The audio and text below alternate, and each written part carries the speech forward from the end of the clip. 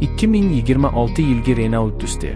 Bu mashhur crossoverning yangi avlodi bo'lib, u zamonaviy dizayn, ilg'or texnologiyalar va kuchli yo'l osha yurish imkoniyatlari bilan ajralib turadi.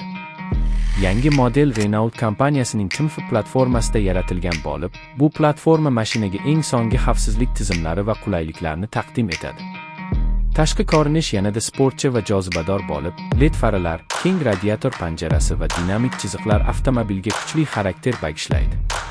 2026 Duster endi aerodinamik jihatdan ham yaxshilangan. Bu esa yoqilg'i tejamkorligini oshiradi. Salon ichida yangi multimedia tizimi 10 dyuymli sensorli ekran bilan jihozlangan. U Android Auto va Apple CarPlay bilan mos ishlaydi. Ichki materiallar sifatliroq bo'lib, oldingi modellarga nisbatan yanada qulaylik va jimlik ta'minlangan. Texnik jihatdan yangi Dusterda 1.3 litrli turbo benzin dvigateli va 1.5 litrli dizel varianti mavjud. Ba'zi bozorlarda hibrid versiyasi ham taqdim etiladi. Avtomatik va mexanik uzatma variantlari mavjud, hamda tortiq 2 va tortiq tizimlari bilan tanlash imkoniyati bor.